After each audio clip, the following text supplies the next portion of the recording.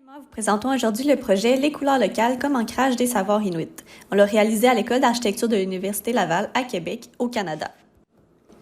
Quelques constats ont permis de cerner les assises du projet qui concerne les Inuits du Nunavik, dont le territoire est situé au nord du 55e parallèle. Ces constats sont notamment en lien avec deux thématiques, soit le vivre ensemble et la relation au territoire. En effet, le partage des connaissances entre les générations chez les peuples inuits s'est affaibli au cours des dernières décennies.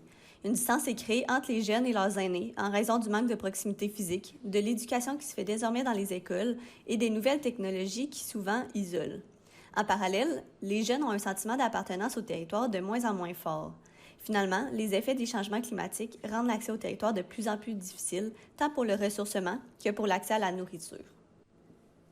Le projet s'intéresse donc au concept de Land-Based Education, qui est une manière alternative, voire traditionnelle, d'enseigner et d'apprendre, et qui s'opère par le biais d'une connexion spirituelle, mentale et physique avec le territoire.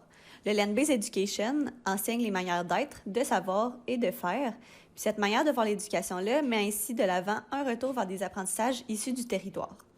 Ainsi, la mission de notre projet est de renforcer les lieux d'ancrage culturel au cœur des villages Nunavik en misant sur leur couleur locale comme moteur de land-based learning, d'entrepreneuriat et de consolidation des milieux de vie résilients. Bien que le projet s'appuie sur une intention générale voulant que chaque village mette en valeur sa propre couleur locale, on se penche sur le cas d'Inukjuak, un des plus gros villages du Nunavik et qui représente un pôle éducatif, culturel et communautaire important. L'un des éléments qui différencie ce village des autres est l'importante relation de proximité avec la rive opposée dans l'imaginaire et la mémoire collective de ses habitants. Cette relation-là est due à la présence autrefois d'un campement qui est installé. Il y a plusieurs déplacements qui sont encore effectués entre les deux rives, notamment pour la cueillette de petits fruits ou pour se rendre sur le territoire. Bref, pour Inukjuak, la stratégie d'aménagement consiste à miser sur l'éducation issue du territoire comme manière de reconnecter la communauté avec ses racines. Ce village assez développé comporte plusieurs équipements communautaires. On peut remarquer aussi la limite franche entre le territoire et l'espace urbanisé, mettant en évidence une certaine imperméabilité entre les deux. D'ailleurs, les activités quotidiennes s'étendent au-delà des limites du village, notamment la chasse, la pêche, la cueillette et d'autres activités qui nécessitent un voyage vers le territoire. L'intention est donc de relier les activités du territoire avec celles du village en permettant davantage d'échanges et d'interrelations entre les milieux. Nous proposons donc de créer un suluktak, un mot en langue inuktitut, désignant une sorte de corridor naturel. Le suluktak s'infiltre dans le milieu bâti et favorise la pratique du land-based education au cœur même du village.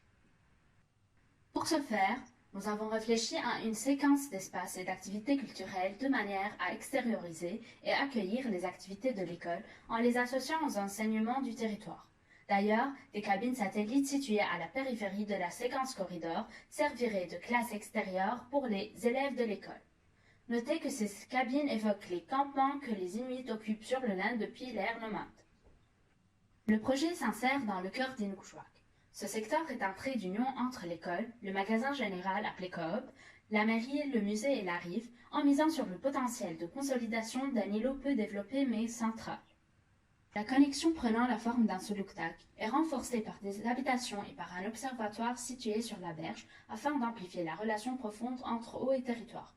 Sur le site de l'école s'ajoute un makerspace composé d'ateliers d'artisanat ou de fabrication, de même que des ateliers de guérison. Une nouvelle cuisine communautaire permet aux résidents de transformer les produits du territoire et de se rassembler autour de la nourriture tout en partageant histoire et expérience. L'église existante y est annexée. Un bâtiment d'entreposage permet de ranger les bateaux l'hiver. Il est jumelé à un congélateur communautaire où partager viande et poissons en revenant du territoire. Finalement, des habitations de différents types et tenures sont ajoutées pour accueillir enseignants, étudiants et visiteurs inuits venant d'autres villages. Des espaces plus ou moins formels offrent diverses opportunités de socialisation ou de partage entre les résidents et entre les générations. La berge incarne la limite entre la terre et l'eau. Elle est habitée et animée en fonction des marées et des saisons. On y observe et vit les changements cycliques qui s'opèrent dans le temps. Les nouveaux quais permettent d'accueillir toutes sortes d'activités, comme le travail du poisson pour les pêcheurs revenant de leur excursion ou encore des workshops pour des artisans au rez-de-chaussée. Bref, le quai devient un vecteur de partage, de coopération et d'échange à même l'espace de la berge. Une percée visuelle profonde permet de saisir l'ensemble de la coulée verte, le suluktak, et la rive opposée. L'observatoire offre également des vues lointaines sur le territoire et sur la rivière. Le projet vit au gré des transformations saisonnières. En hiver, le Suluktak devient la continuité de la rivière gelée en étendant l'aire d'activité. Des petites cabines mobiles se dispersent sur la rivière pour y faire de la pêche sur glace. Les activités de chasse menées en motoneige sont également adaptées selon la migration des animaux. Pour conclure, notre projet mise sur le land-based learning et la couleur locale des villages inuits pour affirmer l'identité culturelle des communautés. Avant la colonisation, les Inuits étaient complètement autonomes et vivaient en relation étroite avec le territoire comme source de subsistance et de bien-être. L'apprentissage par la terre est donc un moyen de retrouver cette autodétermination, de faire face au changement climatique et de se tourner vers l'avenir en planifiant le Nunavik de demain.